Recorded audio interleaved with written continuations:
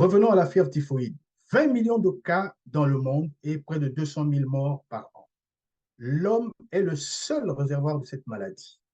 Ces fièvres dites typhoïdes se trouvent souvent dans des zones où l'hygiène est précaire, frappent principalement les pays en voie de développement. Les pays, naturellement, où les problèmes d'eau se posent avec acuité, suivant mon regard, où il n'y a pas d'eau courante, où il n'existe aucune politique d'assainissement. C'est ainsi qu'on constate souvent une cohabitation de façon endémique entre toutes ces maladies dites hydriques. Quel est le mode de contamination? Pour la fièvre typhoïde, il y en a deux.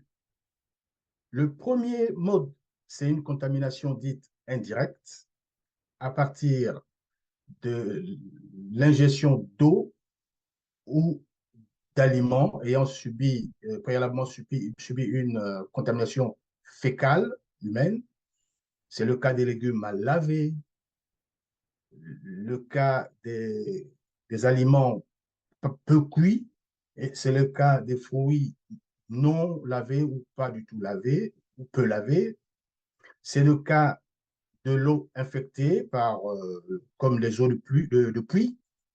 Rappelez-vous, chez nous, souvent, on creuse des puits dans les parcelles et ces puits ne sont pas très éloignés des toilettes, évidemment. La contamination se fait facilement et on est exposé à ce genre de pathologie.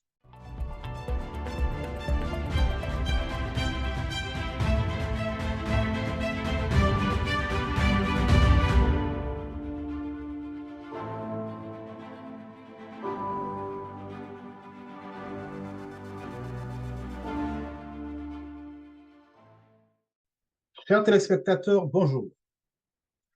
TELER TV s'invite à nouveau chez vous dans le cadre de son émission Merci Docteur, notre demi-heure de santé et votre demi-heure de santé aussi. Il s'agit d'une capsule de vulgarisation de concepts médicaux souvent très compliqués pour la grande partie de la population.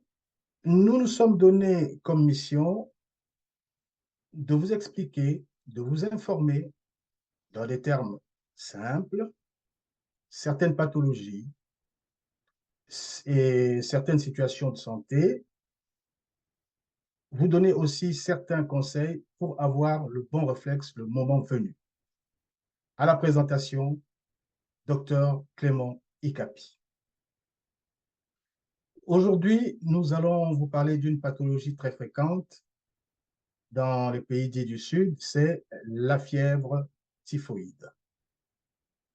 La fièvre typhoïde, qu'est-ce que c'est? La fièvre typhoïde est une maladie bactérienne, contagieuse et potentiellement mortelle, due à une bactérie appelée Salmonella typhi. La fièvre typhoïde fait partie des maladies qu'on appelle les salmonelloses, qui sont provoquées par des bactéries du genre Salmonella.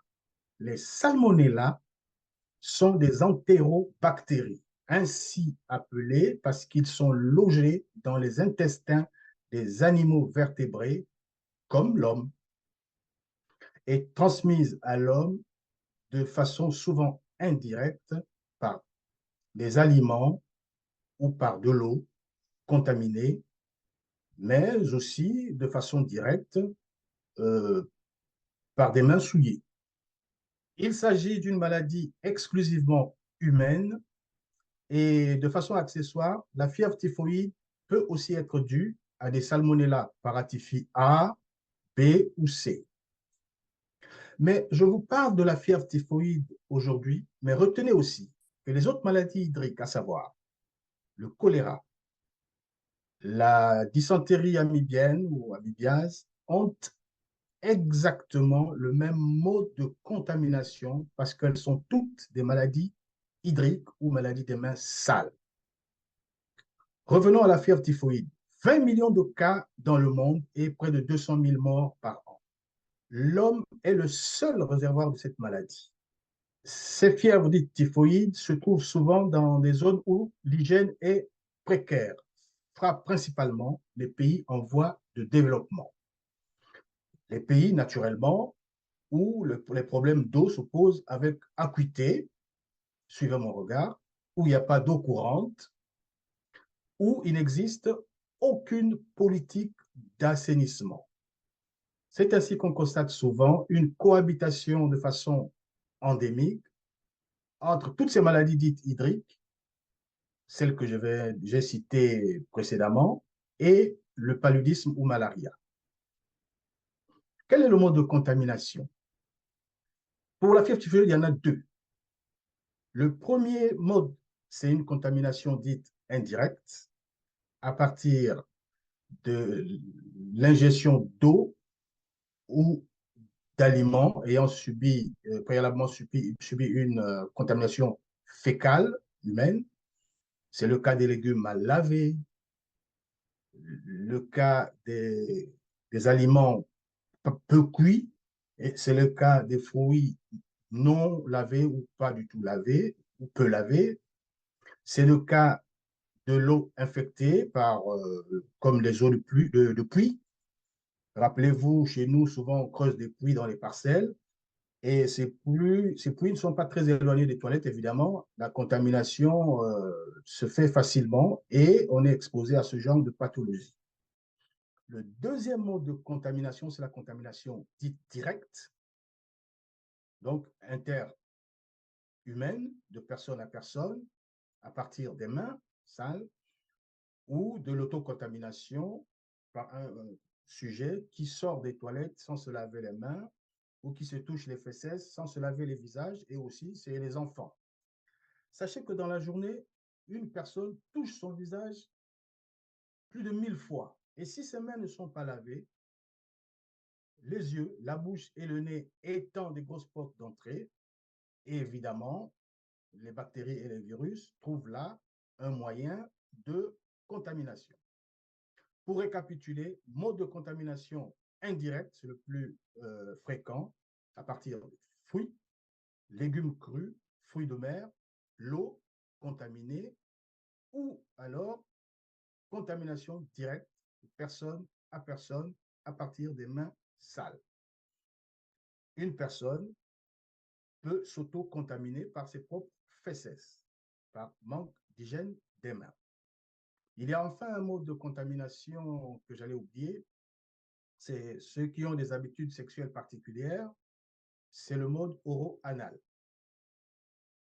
Notez enfin qu'il existe des sujets qui hébergent la bactérie dans leur tube digestif sans présenter la maladie, et ceux-là sont appelés des porteurs sains, comme pour les pathologies qu'on connaît. Là aussi, il y a des porteurs sains. Les porteurs sains peuvent donc déclencher des petites épidémies dans certains secteurs. Quels sont les signes? Comment reconnaître la fièvre typhoïde? Eh bien, la première des choses, pour reconnaître la fièvre typhoïde, il faut déjà y penser. Tant qu'on n'y pense pas, il sera difficile, effectivement, de s'orienter vers la fièvre typhoïde. Toujours y penser devant certains signes qui vont suivre. Au début de la maladie, c'est-à-dire à la phase initiale, il n'existe pas de signe spécifique de la fièvre typhoïde. La fièvre typhoïde peut simuler un syndrome pseudo-grippal ou pseudo-palustre, c'est-à-dire il peut simuler une grippe, une petite grippe ou un palud. Dans tous les cas, il y a une fièvre, d'où le nom. Une autre façon de penser à la fièvre typhoïde, c'est l'échec du traitement antipalustre. L'échec de ce traitement, donc devant toute fièvre, dans les pays infestés par le plasmodium, on engage un traitement antipalustre et en cas d'échec, toujours penser à la fièvre typhoïde parce qu'on sait que l'assainissement est très précaire. Aujourd'hui, quels sont les signes? Il s'agit d'abord et avant tout d'une fièvre, mais pas n'importe quelle fièvre, attention. La fièvre typhoïde, dans la fièvre typhoïde a deux particularités. La première, Il s'agit d'une fièvre très progressive. La température augmente de 0,5 degrés à 0,5 degrés en moyenne par jour. Jamais de façon brutale par jour. Quand la fièvre est brutale, il s'agit rarement de la fièvre typhoïde. Le tout, pour atteindre 39 de fièvre, par exemple, un porteur de fièvre typhoïde, il faut 4 à 5 jours, voire une semaine. Ça, c'est la première particularité de la fièvre typhoïde. Fièvre non brutale et très progressive. La deuxième particularité, il s'agit d'une fièvre dissociée. Ça veut dire quoi, fièvre dissociée? Eh bien, comment dire? Ça veut dire que dans la fièvre typhoïde, n'est pas accompagnée d'une accélération des battements cardiaques, donc l'accélération du. Habituellement, un sujet normal va autour de 80 degrés à 37 degrés. Quand la température augmente d'1 degré, le pouls devait augmenter entre 10 et 20 battements de plus par minute. Prenons un exemple. Quelqu'un qui a 80 battements par minute à 37 degrés devait battre autour de 90 à 100 battements si la température va de 37 à 38. Et effectivement, au-delà de 110, 120 si on est à 39 degrés. Mais dans la fièvre typhoïde, les battements cardiaques restent constants autour de 80, même avec 39 de fièvre. C'est ça la deuxième particularité, fièvre dissociée. La fièvre typhoïde n'accélère pas le pouls. Et en dehors de la fièvre, il y a d'autres fièvres, il y a d'autres signes. Asthénie ou grosse fatigue, une anorexie ou un manque d'appétit, des nausées, des vomissements et de la constipation. Des céphalées, souvent, et parfois des saignements de nez qui attirent l'attention. Ça, c'est à la phase initiale, pendant les 7 premiers jours. Si le patient n'est pas traité, on passe à une phase qu'on appelle la phase d'état, la maladie s'installe. La fièvre qui est arrivée à 39 reste en plateau, ne va pas plus, rarement 40, toujours à 39. La constipation se transforme en une diarrhée liquide, très fétide, donc ça sent mauvais, aspect jus de melon. Les céphalées se renforcent, le patient devient apathique, présente des signes neurologiques comme des délires, avec des mouvements anormaux, comme les mains, comme s'il attrapait des choses imaginaires ou aussi comme s'il comptait de la monnaie. Ça, c'est important. Si le patient n'est toujours pas traité à ce stade, ben, on passe à la phase dite des complications, qui peuvent être des hémorragies digestives dues aux perforations, des hépatites, donc des grosses infections du foie ou de la vésicule biliaire, des problèmes au niveau des articulations, des complications cardiaques, très importantes, et enfin un coma, puis fatalement la mort. Je vous l'ai dit plus haut qu'il s'agit d'une maladie potentiellement mortelle. Mais il faut se dire quand même qu'avec l'efficacité des traitements actuels, avec les antibiotiques actuels, dans un pays qui se respecte, plus personne ne devait mourir de la fièvre typhoïde. Il existe d'autres signes dans la fièvre typhoïde qui sont du domaine de l'examen médical que les médecins découvrent. On ne va pas aller dans tous ces détails, mais il y a des signes qui donnent des fortes orientations, mais on ne va pas rentrer dans ces détails. On ne va pas rentrer dans ces détails. On laisse le médecin faire son travail. En dehors, donc, avec ce que je viens de vous donner, je pense que vous avez suffisamment des outils pour soupçonner fortement une fièvre typhoïde. Comment ça se passe dans le corps? Quand la bactérie, le salmonelle, rentre dans l'organisme, une fois ingérée, en fonction de la quantité de bactéries ingérées, les acides de l'estomac font leur travail. Ils essayent de tuer la bactérie. Ils l'inhibent.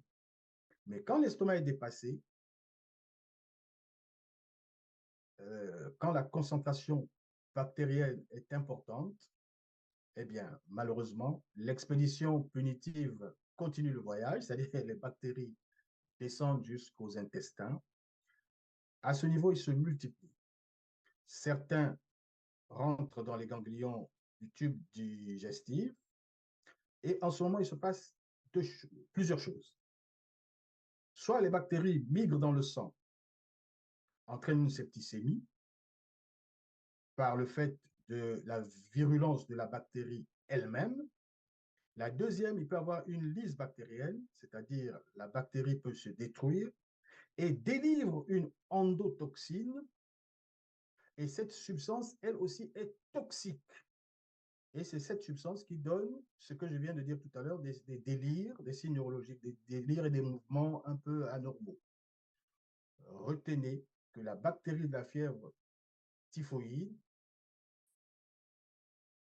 a une double toxicité dans le sang, soit par elle-même, par une virulence propre, soit par la lyse et l'expression d'une toxine qui, elle aussi, est très néfaste, surtout pour le système nerveux.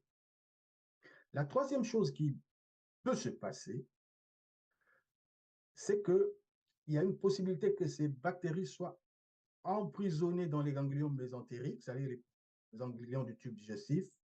Ces ganglions emprisonnés, de temps en temps, peuvent repasser dans les selles pour entretenir l'endémicité de la fièvre typhoïde.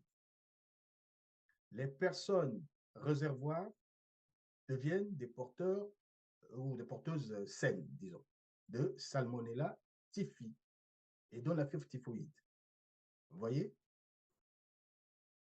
Donc, retenons que la fièvre typhoïde ne se transmet ni par l'air, ce n'est pas un problème de tout, ni problème de contact, ni par voie sexuelle, mais c'est à partir de l'eau souillée, des aliments malpropres et des fruits non lavés ou mal lavés. Et pourtant, la bactérie elle-même, elle est très fragile. Il suffit de chauffer 60 degrés en une demi-heure. La bactérie est morte, elle a disparu. C'est pour dire, chers internautes, chauffez votre eau avant de la boire quand vous avez le moindre doute. Conservez votre eau dans des récipients propres et bien lavés, bien nettoyés. Évitez des glaces ou des sucettes transformées dans des conditions douteuses. Je vous parie que vous en serez épargné. Toujours faire attention de consommer les aliments dans des restaurants de fortune dans les quartiers. Mais avant de vous parler du traitement et conclure, je vais vous parler de l'histoire de Mary Malone, qui est une Irlandaise qui a migré aux États-Unis, cuisinière de son État. Elle est partie à New York. Très bonne cuisinière qui avait une réputation et une recette spéciale, crème glacée à la pêche. Seul aliment non cuisiné qui existait dans son menu.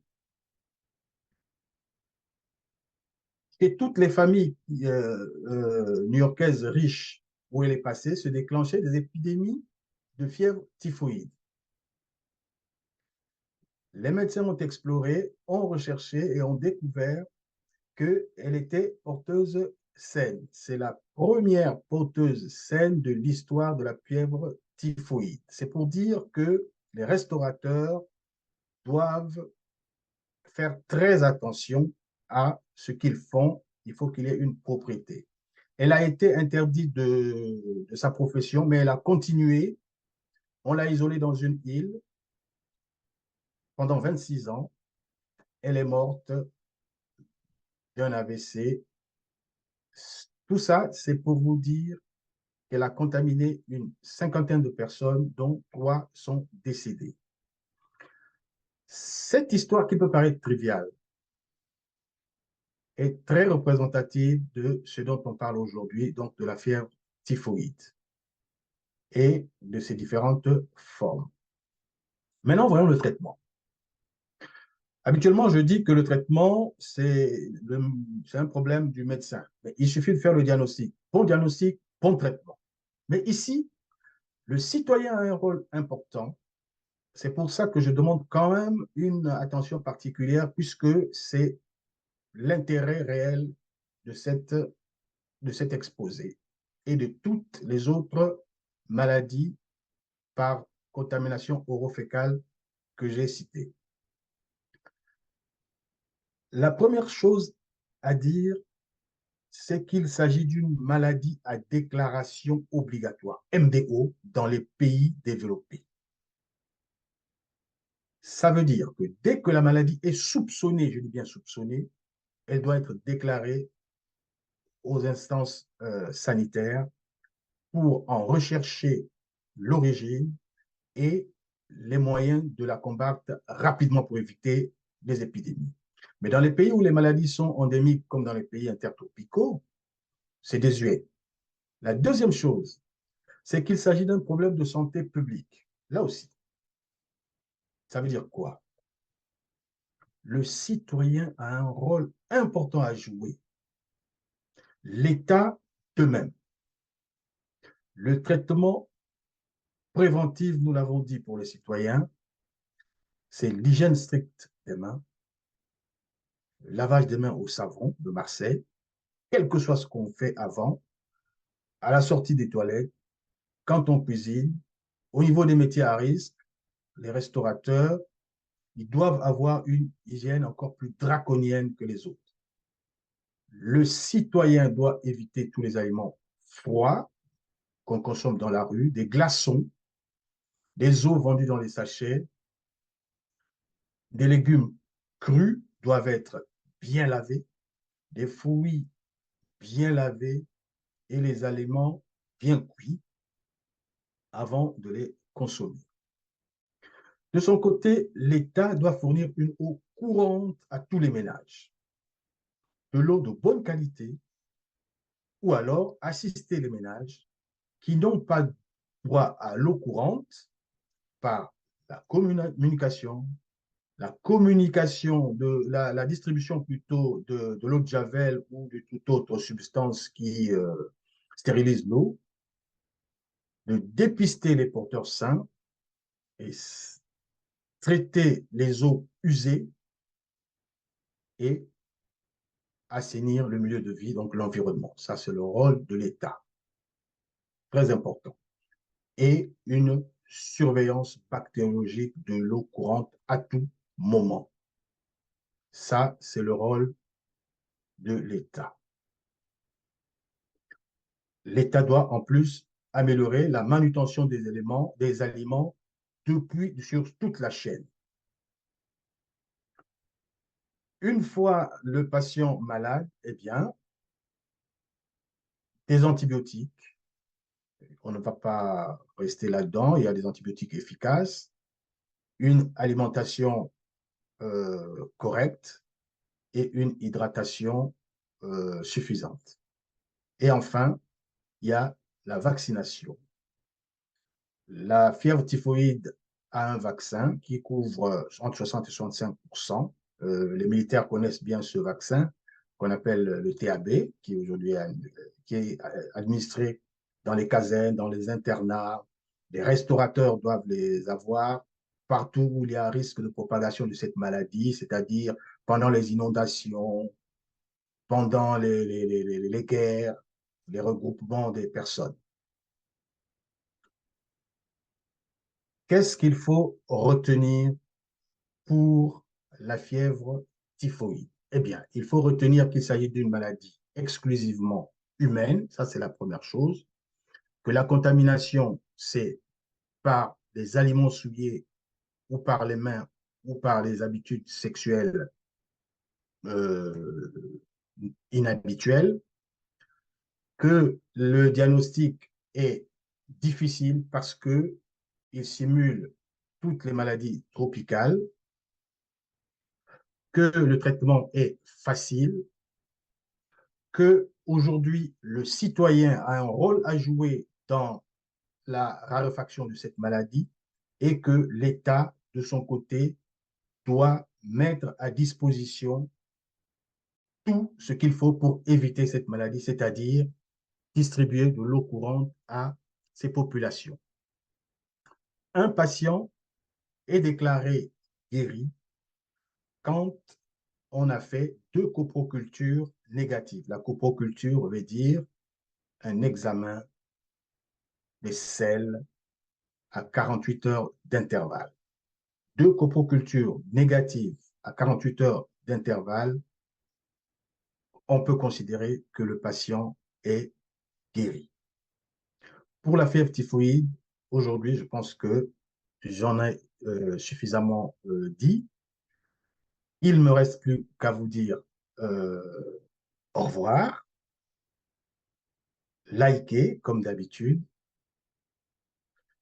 envoyez-nous des petites étoiles, distribuez et entre-temps, chers internautes, portez-vous bien et prenez soin de votre santé. Au revoir.